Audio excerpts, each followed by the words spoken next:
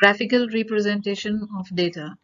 In the previous lectures, we discussed how raw data is classified and categorized and how the frequency distribution tables are prepared.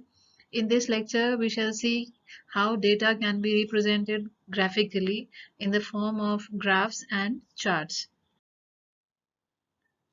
After class-wise or group-wise tabulation, frequencies of a characteristics can be presented by drawing either graphs or diagrams. जब हमने एक बार raw data collect किया, उसको हमने classify किया, categorize किया और उसको class-wise और group-wise tabulate किया, उसके बाद उसकी frequencies particular characteristics की एक और तरह से present की जा सकती है, and that method is either using graphs or diagrams. William Playfair ने जो एक स्कॉटिश इंजीनियर थे उन्होंने ये स्टैटिस्टिकल ग्राफ्स को इन्वेंट किया कि कैसे डेटा को हम एक ग्राफिकल फॉर्म में भी रिप्रेजेंट कर सकते हैं other than the tables. Presentation of data in the form of graphs or charts is known as graphical representation of data, just as the presentation in the form of table is known as tabulation. इसी तरह से अगर data को graph या charts के रूप में present किया जाए तो it is the graphical representation of data. The graphical representation gives a visual information in addition to magnitudes. जब हम एक टेबल में डेटा को रिप्रेजेंट करते हैं तो it gives us the range, the frequency in the form of numbers, but graphical representation जो होता है it gives us a visual information. एक visual display वहाँ पर है जो magnitudes और values तो बता ही रहा है लेकिन उसका एक पिक्टोरियल फीचर वहाँ पर ऐड और हो जाता है. फर्दर और क्या इसकी हेल्प होती है, it provides comparisons and changes in the data visualization कि कोई भी comparison या changes हमें अगर उस data में देखने हैं तो when presented in a graphical form it becomes easier and can be well visualized. जब भी आपको किसी दो companies के data को कंपेयर करना हो, किसी की प्राइस को कंपेयर करना हो तो अगर एक ग्राफिकल फॉर्म में है तो हम उस ग्राफ को देख के बता सकते हैं कि किस कंपनी में ग्रोथ हो रही है या नहीं हो रही है. It is easier as compared to the table form. Advantages क्या है ग्राफिकल रिप्रेजेंटेशन के? सबसे पहला एडवांटेज विजुअल कि वहां पर जो डेटा है दैट इज प्रेजेंटेड पिक्टोरियली, उसको समझने के लिए जैसे कोई ग्राफ अपवर्ड्स जा रहा है तो वहां पर है कि वो ग्रोथ को रिप्रेजेंट कर रहा है मान लीजिए, तो अगर उसका ग्राफ अप जा रहा है तो इजीली वहां से डेसिफर किया जा सकता है कि it is showing positive growth. उसको हमें ईयर्स का डेटा देखना या उसको फ्रीक्वेंसीज और सारे डेटा जो एक टेबल फॉर्म में है उसकी बजाय पिक्चर फॉर्म में देखने में इजी रहता है. तो डेटा यहाँ पिक्टोरियली प्रेजेंट होते हैं which gives a better insight and understanding of the data. Comparison becomes easier जब हम एक ग्राफ में 2 या 3 कंपनीज की ग्रोथ को अगर प्रेजेंट कर रहे हैं तो we can easily compare which company is growing and which is not, और किसका ग्राफ किस तरह से जा रहा है. It reduces the space for data presentation and summarizes the data. जो डेटा प्रेजेंटेशन के लिए एक टेबल में या रॉ डेटा के लिए जो स्पेस ज़रूरी है that is reduced when presented in a graph form. Data को समराइज कर दिया जाता है, हर वैल्यू को वहाँ ग्राफ में रिप्रेजेंट करते हैं. जो ग्राफ हम जिस तरह का भी ग्राफ प्लॉट करते हैं तो वो डेटा को समराइज कर देता है. इट इज़ ईजिली अंडरस्टैंडेबल, वहाँ बहुत ज़्यादा मैथमेटिक्स या नहीं है so it is easily understandable and it's easier to draw conclusions कि उससे हमें अगर कोई conclusion draw करना है तो it is easier. Graphical presentation data का बहुत से तरीके से किया जा सकता है. So there are many types of graphical presentations but broadly we can categorize them in the following: bar chart, histograms, pie chart, frequency polygon, frequency curve, octave, scatter plots, line charts, etc. सबसे पहले हम शुरू करते हैं बार charts की. बार charts जैसे एक बार है, अगर कोई डेटा बार के फॉर्म में रिप्रेजेंट किया जा रहा है वो बार चार्ट कहलाता है। तो अ chart that presents grouped data with rectangular bars with heights proportional to the values they represent। जब हमने ग्राफ ड्रॉ किया है उसमें अगर हम रेक्टेंगुलर बार से उस ग्रुप डेटा को प्रेजेंट करते हैं और उस बार की जो ऊंचाई है, जो हाइट है, it is proportional to the value it represents. Bar charts are used for categorical data और मीट्रिक डेटा, जिनको हम ट्रांसफॉर्म करते हैं into categorical data. It is one of the simplest method of data presentation कि आपको कोई x value दे दी जाए, y value दे दी जाए और उससे आपको प्लॉट करना है graph in the form of rectangular bar. तो कैटेगरीज जो होंगी they are shown on the horizontal axis, जिसको हम x एक्सिस कहते हैं। उस कैटेगरी का जो फ्रीक्वेंसी, परसेंटेज या प्रोपोर्शन या वो होगा represent on the vertical axis या वाई एक्सिस। बार को एक दूसरे से सेपरेट किया जाता है to emphasize the distinctness of the categories, कि जब आप एक्स एक्सिस पे बार्स को ड्रॉ करते हैं तो they are separated from each other. साथ ही में जो बार्स हम बना रहे हैं उनकी जो चौड़ाई है, द विड्थ है, इट शुड बी सेम। सभी बार्स सेम विड्थ के होने चाहिए। लेंथ उनकी डिपेंड करेगी ऑन द परसेंटेज, फ्रीक्वेंसी और proportion of that category. Length क्योंकि फ्रीक्वेंसी को रिप्रेजेंट कर रही है तो द फ्रीक्वेंसी में बी लो, हाई और medium depending on the proportion, percentage. तो the length may differ but the width should be same. Levels should be provided on both the axis. Bars को horizontally as well as vertically दोनों तरह से बनाया जा सकता है। वर्टिकल बार ग्राफ जो बनाया जाता है उसको हम कॉलम बार चार्ट भी कहते हैं। वर्टिकल बार डायग्राम में जो इंडिपेंडेंट वेरिएबल है, जो हमारी कैटेगरी है, is represented on the X axis, जिसको हम एब्सिसा कहते हैं। और डिपेंडेंट वेरिएबल यानी उसकी फ्रीक्वेंसी, उस इंडिपेंडेंट वेरिएबल पर जो फ्रीक्वेंसी आई है विच इज डिपेंडेंट, उसको हम वाई एक्सिस, जिसको हम ऑर्डिनेट कहते हैं, उस पर रिप्रेजेंट की जाती है। Each bar represents a class, क्योंकि सभी बार सेपरेट हैं ऑन एक्स एक्सिस तो हर बार रिप्रेजेंट करता है एक क्लास को। जो स्पेसिंग है दोनों बार्स के बीच में, it should be nearly equal to half of the width of the bar. अगर हम बार की विड्थ सपोज 1 सेंटीमीटर ले रहे हैं तो दो बार के बीच में लगभग हाफ सेंटीमीटर का डिफरेंस रहना चाहिए, स्पेसिंग होनी चाहिए बार्स के बीच में। अब टाइप्स, बार चार्ट्स भी अलग अलग तरह से बनाए जा सकते हैं। तो टाइप्स हैं बार चार्ट के, 3 टाइप्स हम यहाँ देख रहे हैं। First is the simple bar chart. Simple bar chart where only one attribute is considered, कोई भी एक कैरेक्टरिस्टिक कंसिडर किया जा रहा है तो that is a simple bar chart.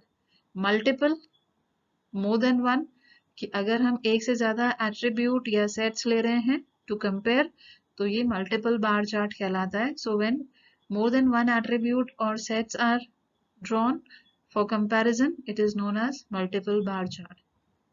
Percentage bar chart, तो परसेंटेज, जहां डेटा परसेंटेज में प्रेजेंट किया जा रहा है तो ऐसे जो बार चार्ट हैं they are known as percentage bar charts. ये हम टाइप देखें सिंपल बार चार्ट।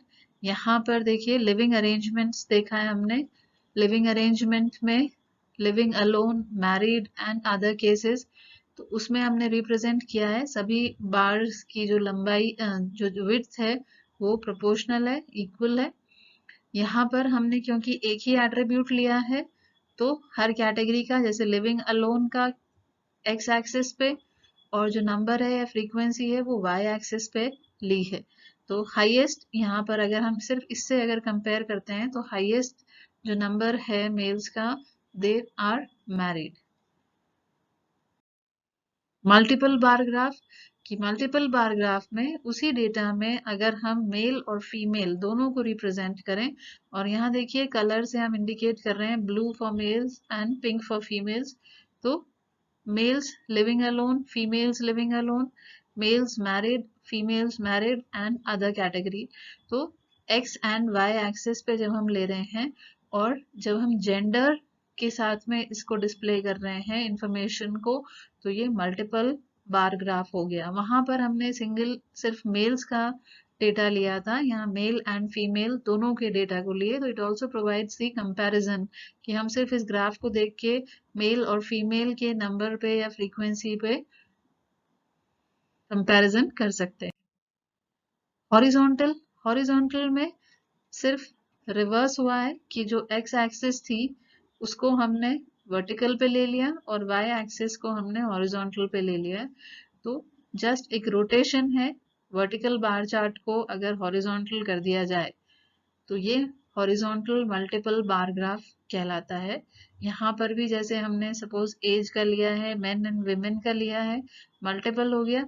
दोनों categories male and female are represented कि 65 प्लस में कितने हैं, 60 टू 64 में कितने हैं, और 55 टू 59 की एज ग्रुप में कितने लोग आ रहे हैं, मेल फीमेल। बार चार्ट्स की कुछ लिमिटेशन होती है। लिमिटेशन क्या है कि जब हम बार्स को सेपरेट रख रहे हैं तो they can not be use to present a continuous data. जब हमें कंटिन्यूअस रैंडम वेरिएबल्स के साथ डील करना हो तो एक अलग तरह का ग्राफ हमें चाहिए, and that graph is called as a histogram.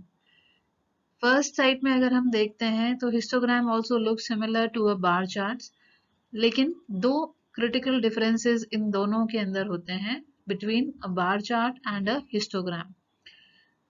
Differences क्या है कि जो हॉरिजॉन्टल एक्स एक्सिस जिसको एब्सिसा कहते हैं वो हिस्टोग्राम में एक कंटिन्यूअस स्केल होता है।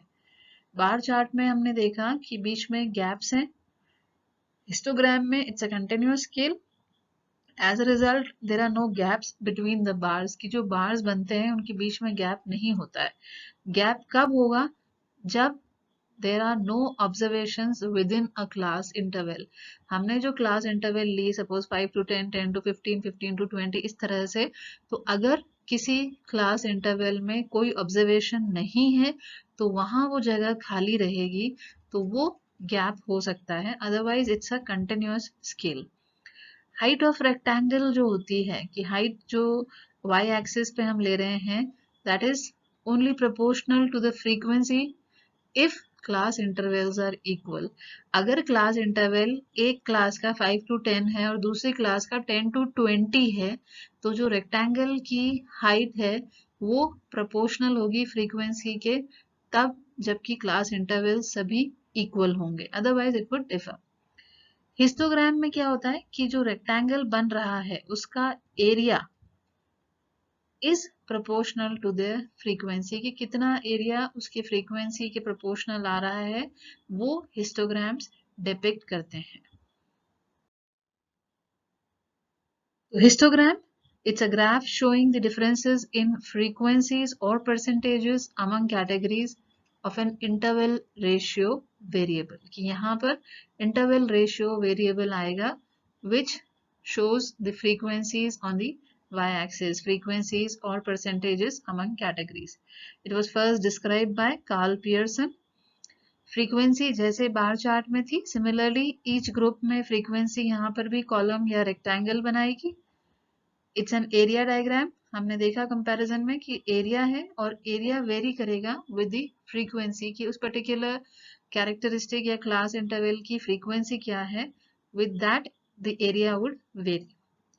कैटेगरीज जो एक्स एक्सिस पे है एब्सिसा पे, they are displayed as continuous bars जिसमें width is proportional to the width of the category, की क्लास इंटरवल या जो विड्थ है वो कितनी है, तो वो उसकी विड्थ प्रोपोर्शनल होगी कैटेगरी के, and height is proportional to the frequency और परसेंटेज ऑफ दैट कैटेगरी।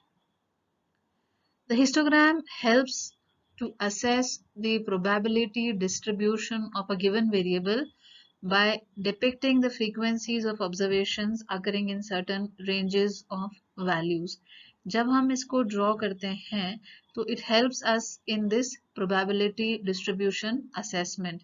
किसी भी वेरिएबल का अगर हमें करना है तो वो ये हिस्टोग्राम हमें प्रोवाइड करता है।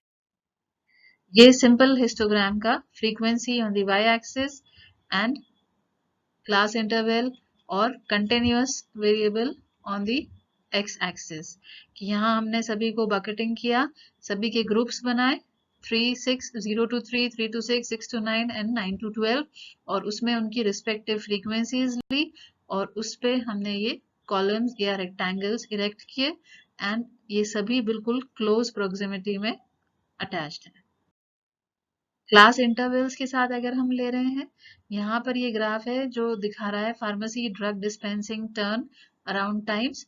यहाँ फ्रीक्वेंसी है कितनी बार वो होता है और ये टाइमिंग्स दिखा रहा है कि 0 to 10 मिनट्स में, 11 to 20 मिनट्स में, 21 to 30 मिनट्स में, ऐसे करके 100 मिनट्स तक। तो किस तरह से फ्रीक्वेंसी यहाँ पर डिपिक्ट की जाती है कि 0 to 10 मिनट्स में 1 है, 11 to 20 में 2 है increasing and then again decreasing. तो ये हिस्टोग्राम विद क्लास इंटरवल्स है। तो कंटिन्यूस यहाँ से हमने 0 से लिया 100 मिनट्स तक का डेटा लिया। क्लस्टर्ड बॉक्सेस कि अगर हम जैसे मल्टीपल बार हमने देखा था तो उसी तरह से क्लस्टर्ड बॉक्सेस अगर लेना चाहें, जैसे ये ग्राफ दिखा रहा है कि यूएस इमिग्रेशन नदर्न यूरोप से कितना हुआ, तो डेनमार्क, नेदरलैंड्स, नॉर्वे, स्वीडन, 4 ये देश हमने लिए हैं, अलग अलग कलर्स में इनको हम रिप्रेजेंट कर रहे हैं और डेटा आ रहा है फॉर द 10 इयर्स कि हर 10 साल में यूएस इमिग्रेशन कितना हुआ नदर्न यूरोप से। तो 1891 से 1900 का, 1901 से 1910 का, इस तरह से 1970 तक का जो डेटा है। तो ये डेटा आपको एक कंपैरिजन प्रोवाइड करता है सीधा कि 1891 से 1970 में कौन सा दशक था जहां सबसे ज्यादा इमिग्रेशन हुआ और किस कंट्री से हुआ। तो यहाँ मल्टीपल या क्लस्टर्ड बॉक्सेस दिख रहे हैं कि 1891 से 1900 में इन चारों कंट्रीज से कितना कितना इमिग्रेशन रिस्पेक्टिवली उस कंट्री से हुआ, वो ये हिस्टोग्राम यहाँ पर दिखा रहा है। Thank you.